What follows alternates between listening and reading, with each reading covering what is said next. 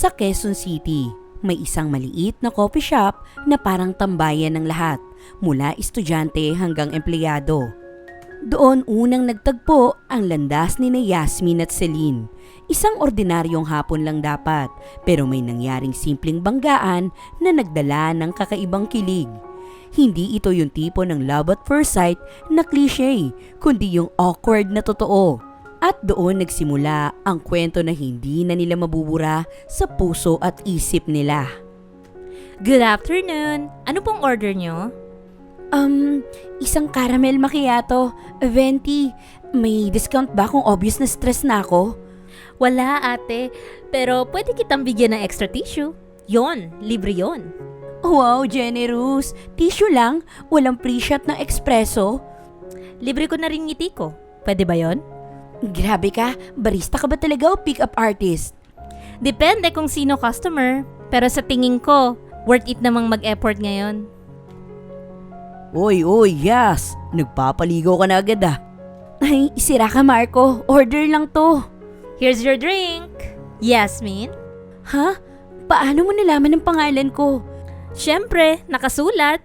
Pero alam mo, mabilis akong makatanda kapag pangalan ng isang special customer. Okay, noted. At sa simpleng palitan ng ngiti at biro, nagsimula ang hindi inaasahang koneksyon. Akala ni Yasmin, lilipas lang yung encounter nila. Pero sa office, nahuhuli siya ni Marco na biglang ngumingiti mag-isa. Samantalang si Celine naman na nasa coffee shop ay sanay na sa mga customer. Pero iba ang naiwang impression ni Yasmin. Iyon bang tipong gusto niya ulit na makita ito? At sa Quezon City na laging puno ng tao, hindi sila titigil hanggang hindi sila nagkakabanggaang muli. Kanina ka pa Yas, smile ka ng smile mag-isa. Umamin ka nga, crush mo ba si barista? Huy loko, hindi ko nga yun kilala eh. Pero kilala niya ang pangalan mo. Oo nga no, tama ka. Sa kabilang banda naman, doon sa coffee shop, Hoy Sel, kanina ka pa tulala. Sino na naman yan? May dumating kasi na customer. Alam mo, simple lang siya pero interesting. Nako, huwag ka magpaka-ilusyon. Customer lang yan.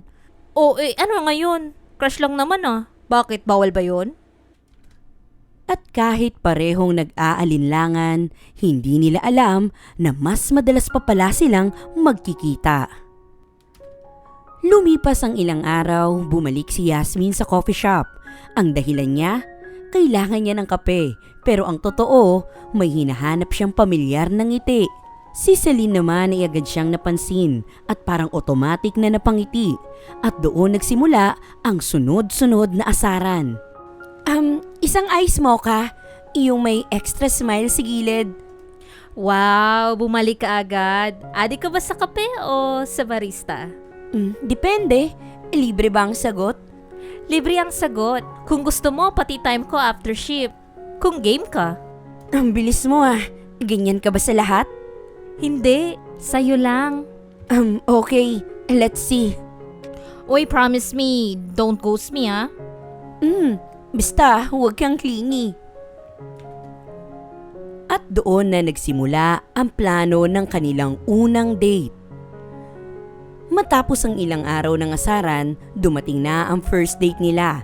Hindi sa mamahaling resto, kundi sa park malapit sa coffee shop. Doon lumabas ang totoo nilang ugali. Si Yasmin ay awkward at guarded. Samantalang si Celine naman ay madaldal at walang preno. Pero kahit magkaiba sila ng vibes, nag-compliment pa rin sila pareho. So, graphic designer ka pala. E di whole day kang nasa computer lang. Yeah, kaya minsan pixelated na mukha ko. Buti na lang lumabas ako. Kasi nakilala kita. Wow, smooth talker ka rin pala. Hindi totoo lang yun. Sabi ko na eh, ang cute mo pag hindi ka seryoso. Hindi ako cute. Bakit namumula ka? Hoy, hindi ang kapal na mukha mo.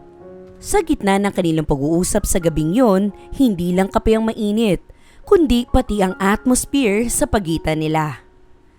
Dumadalas na ang paglabas nila, hindi na lang simpleng customer at barista. Unti-unti silang nagiging something, Pero si Yasmin ay may takot pa rin. Takot sa sasabihin ng pamilya at tao sa paligid.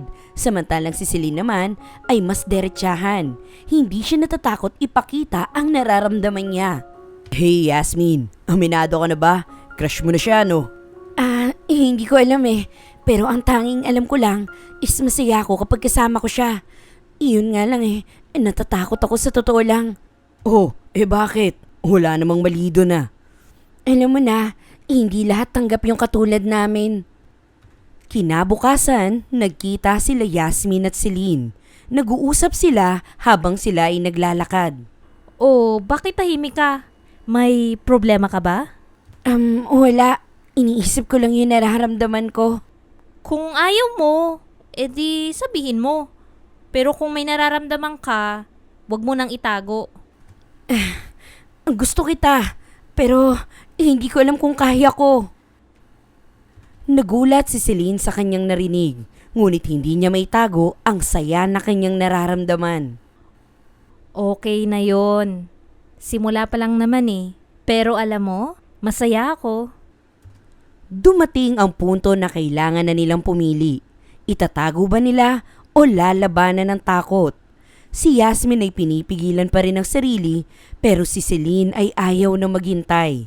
Doon sila nagkaroon ng unang malaking tampuhan. At sa gitna ng iyakan ay may mga pag-amin din na mga naganap.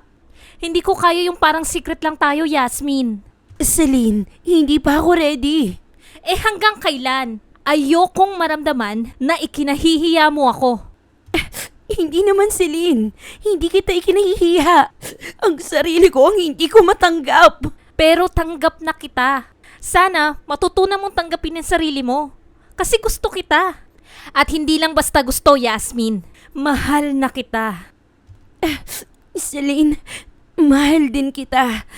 Natakot lang ako. Pero alam mo, ayokong mawala ka sa buhay ko. Matapos ang mga tagpong yon ay mas lalong umusbong ang matinding pagmamahalan sa pagitan ni Celine at ni Yasmin.